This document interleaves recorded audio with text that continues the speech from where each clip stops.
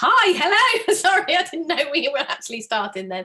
Sorry, got a little bit behind myself. Hi, and welcome to this week's YouTube show, Dare to Be You TV. As always, we have got a really, really great show lined up. We're going to be looking at how to look for the good when things feel overwhelmingly bad.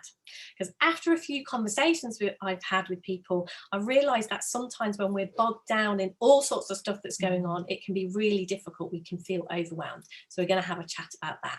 But before we dive into that, as usual, we'd like to tell you about a few of the things that we are up to.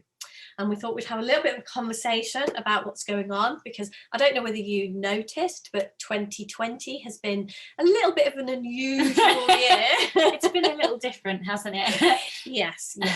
I think now, as we're nearing the end of 2020, there's an awful lot of conversations where people were sort of saying, what happened? You know, what hit us this year? What went on?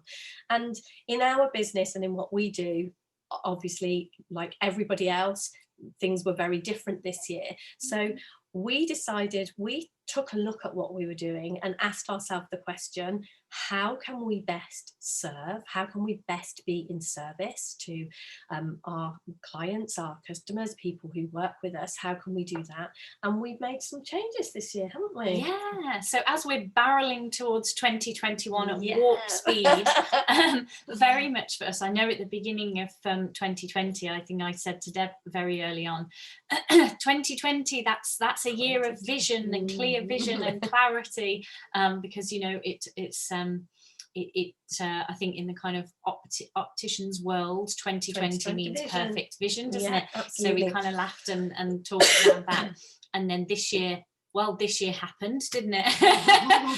And now it feels like 2021 is almost like perfect vision plus a bit more. So we're really looking forward to what's coming up in 2021.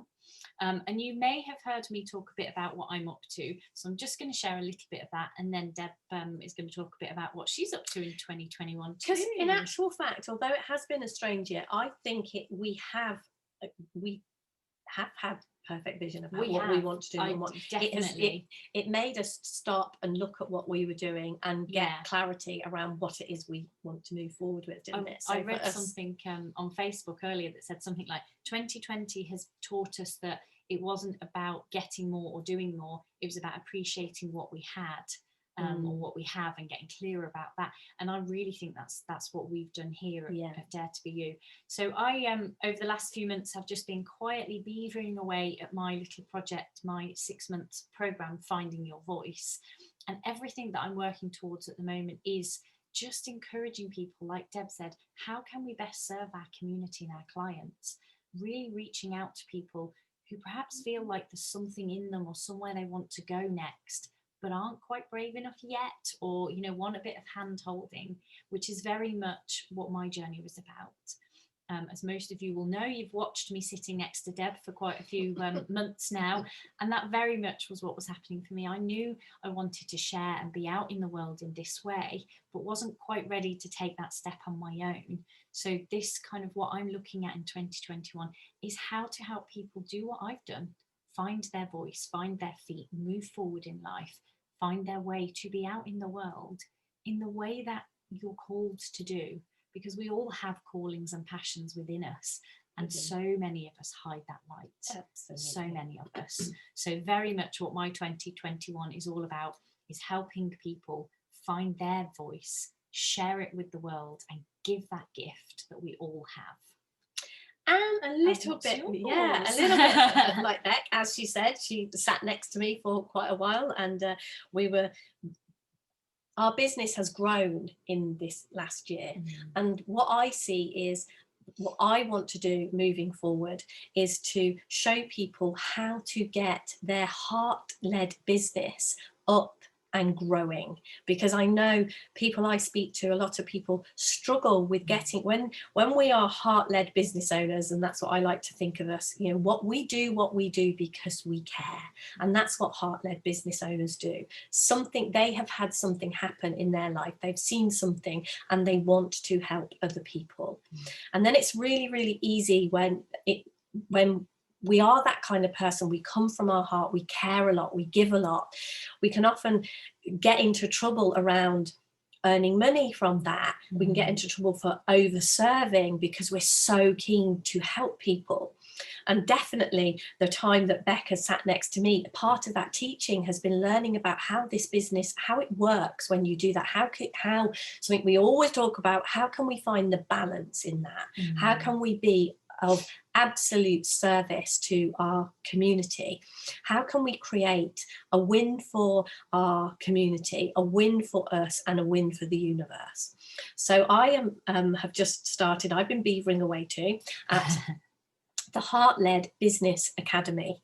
And this is for heart-led business owners who are either starting their business, start just in the starting blocks of their new business, or they want to grow it a little bit. They've been doing it for a little while, and maybe it's not quite going the way that you hoped it would, and it would be really, really great to get it off the ground. You know, you're in that running phase and you need to flap your wings and fly. So Heart-Led Business Academy is for you if you are either of those people. You absolutely know that you want to, you're just starting your heart-led business, or you started it and you want to get it off the ground, you want to grow it. So that's what I'm up to, and I've had absolutely great fun doing it. It's absolutely, taken to it like a duck to water, as they say. Really enjoying it. So in January, Deb and I each have 3 spaces available to have conversations with you.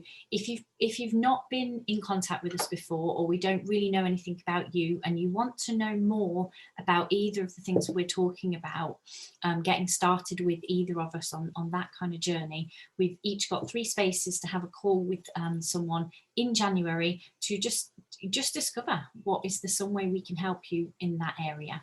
So we'd love to hear from you. If you've not been in touch before and we've not connected in that way before, get in touch, because we've got some spaces in January that we're making available, so we can get to know a bit more about you, and if there's a way we can help in like Deb said, either getting your business started or off the ground, or beginning to find your voice and getting to know more about who you are. Absolutely. So comment below or send us a message. Get in touch. It would be really, really lovely to hear from you. So on with today's show then. How to look for the good when things feel overwhelmingly bad. And one of the reasons that this title appealed to me was off the back of a conversation I was having with my son, actually. If you watch our show regularly and you've heard me talking, you'll probably know that my son during this year, 2020, has definitely been a year of clear vision for him. The change in him is enormous. He's had some huge insights. And we were having a conversation the other day, and he was talking about just sometimes how he can get caught up in his thinking, and even with all he knows, things can just look overwhelming. It can just look like, oh my gosh, you know, this, why did I ever think anything was any good, because this has happened and this is going on, and this, and it can really feel like some of the conversations we've had and some of the things that we talk about, you know, he said his head will say things like, why did you ever listen to mom? Why did you ever think that was, you know, why did you ever think any of that was true? Look how bad life is. And I know from people that we've spoken to in our community, that can happen as well, you know, and I know definitely from running our business and doing that, we can have our days that it feels like that.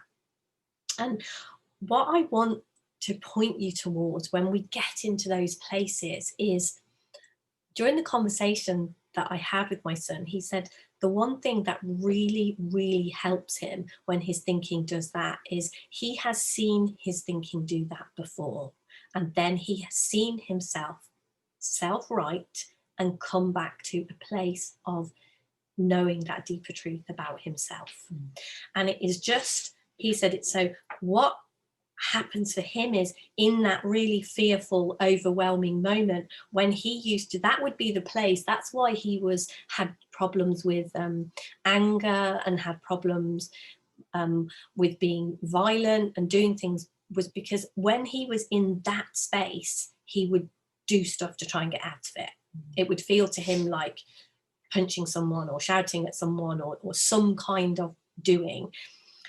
And I can see for me that I would go, inward in not a great way, not that kind of inward and inquiring about who I am, but that withdrawing and beating myself up and being really unkind and cruel to myself in those moments. And when we were having the conversation, what he said was how helpful he now finds it to just, even in that moment, even when he feels overwhelmed, even when it feels like there is a lot going on, somewhere in him, he said it's like almost like being in a pit maybe, and he said I can see there's a way I can go deeper down into the pit, or there is just one little step that I can go up, and it maybe doesn't look like there's another step, but there's just another step to go up. And to me, what that feels like is if we can just follow the best feeling that we have when we are stuck in those moments. And I don't know what your best feeling is. I have known, I've learned about myself, and I know stuff about myself, and I know that the minute I see just that chink of light, just that first step, if I get onto that step, I see another one. If I burrow down, I just go down further. So to me, when things do look overwhelmingly bad, somewhere there is a step, just one tiny little step that's going to take you upwards.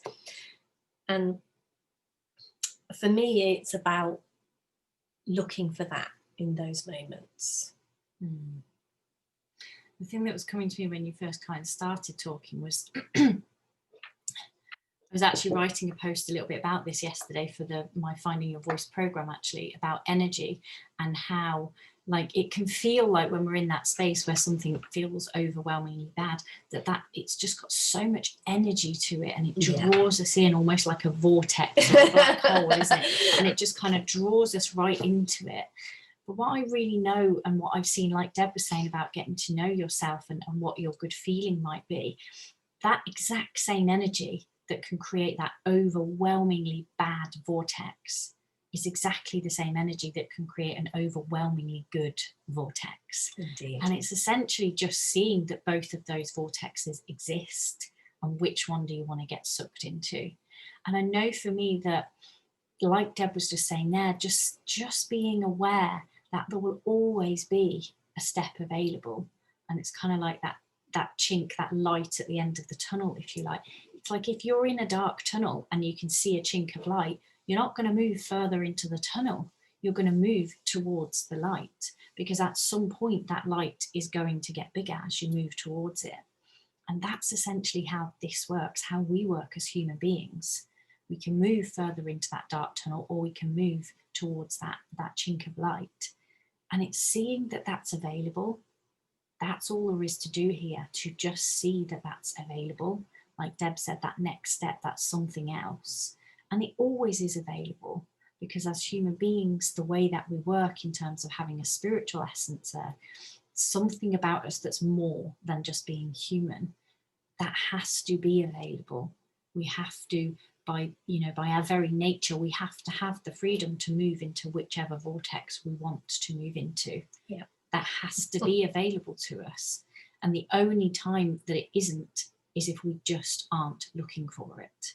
We can have an experience that that's not possible.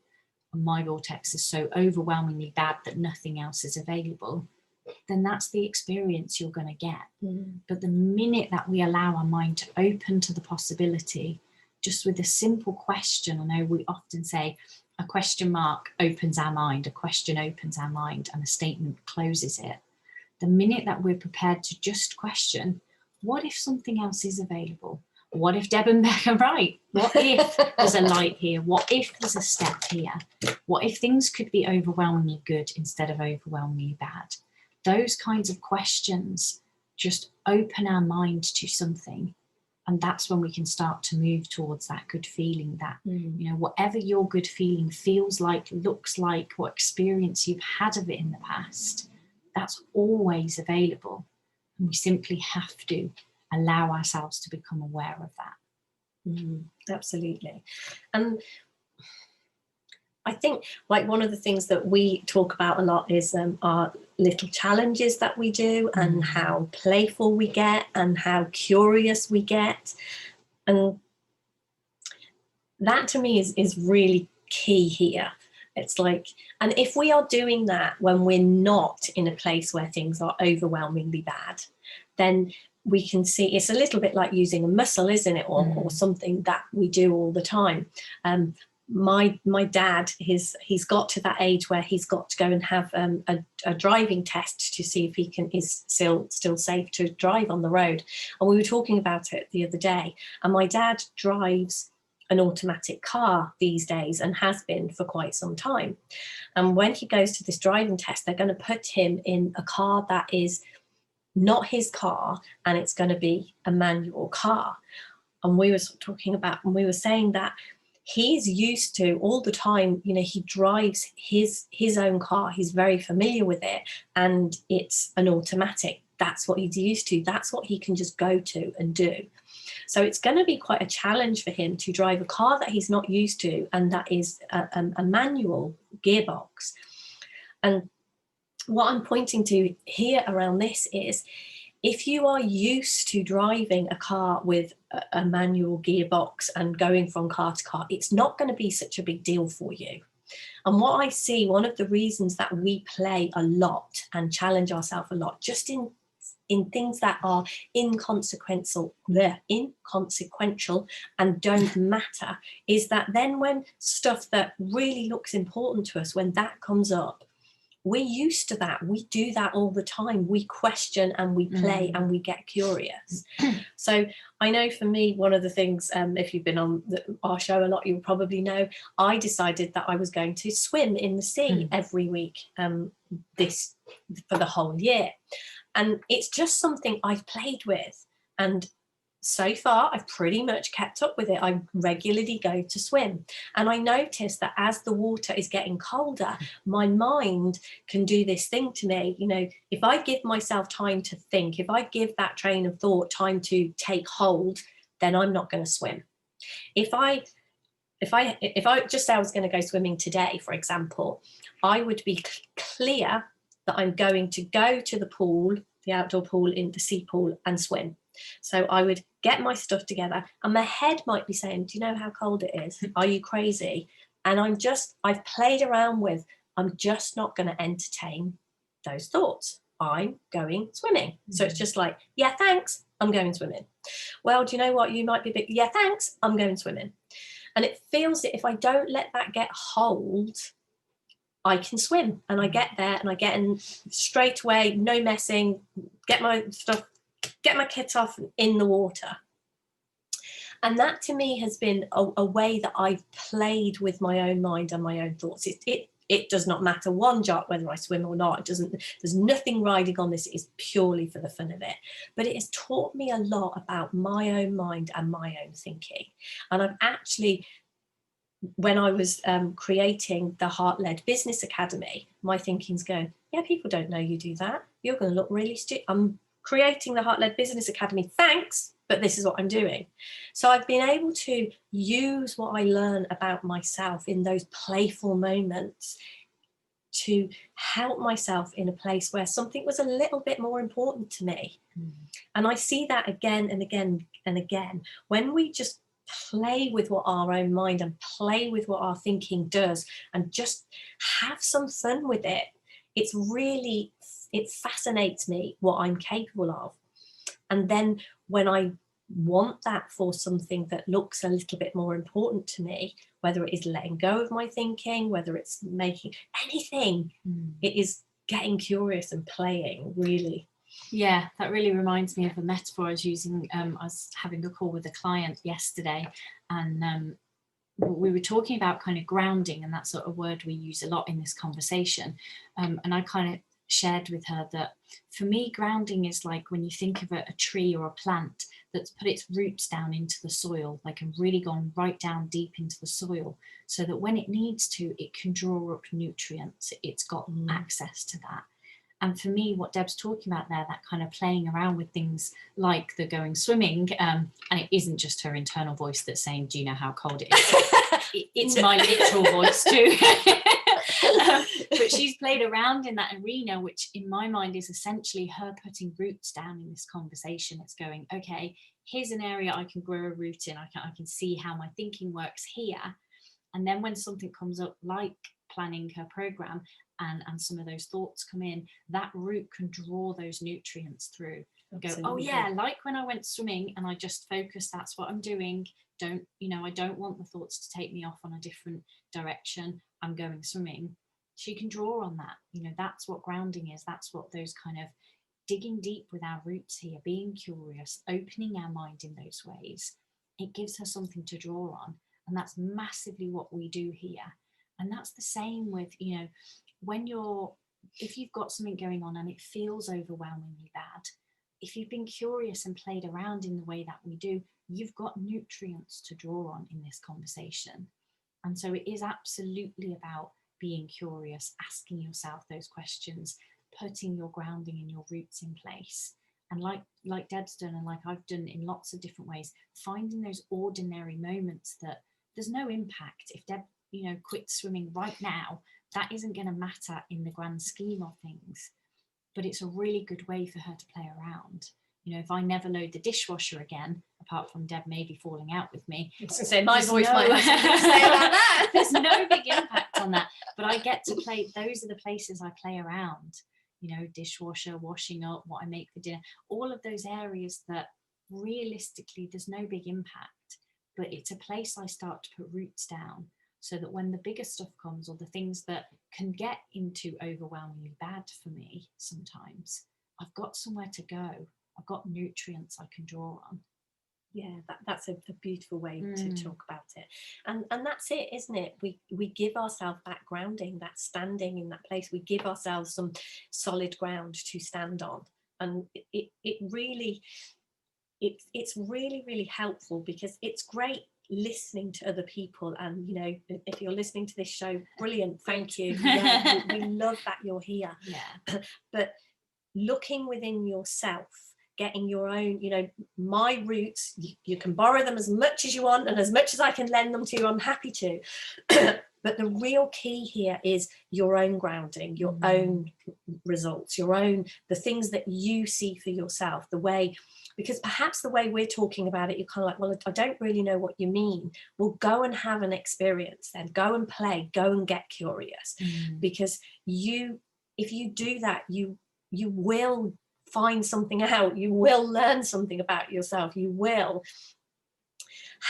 get some really, really important information for yourself. And words and listening to these things are great, and they are a part of it, and they are an important part of it. But actually living and having your own experiences, and then go, oh, that's what Deb and Bec were pointing to. Oh, that's what they mean when they say that. That's what embeds this. That's what gives you your own nourishment to draw on. Because even though I kind of said you can use my roots and you can use my stuff, and trust me, I'm more than happy, but it's not a long-term solution. What is that saying? If I give a man a fish, I'll feed him for today. If I teach him to fish, he's for life. And this is, take anything that we're sharing. We would love to feed you for today, but what we would really love you to go away with is understanding that looking within yourself here is key, and making sense of this in ways that make sense to you. That is when your life will completely change and blossom, and you will find your voice. And if you want to run a heart-led business, it will be successful. Whatever it is you want to do out in the world. When you look truly and deeply within yourself, that's when things will start to happen for you. Yeah, when you were saying that there, it was reminding me, you probably know if you've watched anything of ours ever before, that Deb and I went to Sunday school. We were brought up in a church community, and we went to Sunday school, and there's a Bible story where there's a wedding happening, and some of the guests turn up without oil for their lamps. And the kind of parable, the story is about they should have brought their own oil. You can't share that oil. And it kind of used to confuse me as a child, because I was thinking, well, we're told to be kind and share things and be helpful with people. And it wasn't actually until I came into this understanding that parable really made sense to me, that it's not that we don't share if we can. It's exactly like Deb's saying there. It's really about that oil, that light can really only come from within you, and you going out and having your own experiences to find what makes sense to you is far more helpful than any oil Deb and I can give you, and it would only be a short-term solution. So yeah, that parable really came into my mind as you're saying that. Like, oh yes, it's about you seeing that you have your own light within. And what this show and what Bec and I are about here is to point you where you get your oil from, not to, much as we would love to give you oil, and we are kind and we would be very happy to do that, it's not how it works. We can't actually, nobody can actually give you your own oil. It is digging deep. It is, you know, when we're searching for oil, we dig deep down, don't we, to find the source of that oil. And everything we are pointing to, and the bit that we can help you with, is your digging, is, you know, how to dig, how to go deep, to point you inward, to point you to where your supply of oil is, so that your lamp is always burning brightly. Yes. So that's our show for today. Hopefully that's been of some help if you're starting, you know, to look for feeling overwhelmingly good, which we would encourage. Next week is our last show of the year. Yikes! Last show of 2020. Wow. So we hope you'll be able to join us for that, and we're going to have a topic and a question next week. So our topic, fittingly, is presents. That's spelled with a C-E. I was going to say I thought you were going to buy me a big present. Might do. So join us to find out a bit more about that. And our question is going to be, how do I trust that all will work out okay? Yeah, so that's quite a good one again for the end of the year, and particularly with what this year has brought for us. Absolutely. So we hope to see you next week on the show, and thank you very much for joining us. Just before we go, a reminder, yes. Don't forget that Bec and I have 3 spaces each. If you are interested in finding out more about our programme, they're totally free calls, and we're just exploring, so we would just love to have a conversation with you if it is of something that is of interest to you. Absolutely, just comment below and we will be in touch. Absolutely. Take care. Thanks have for a great joining week. us. See you soon. Bye. Bye.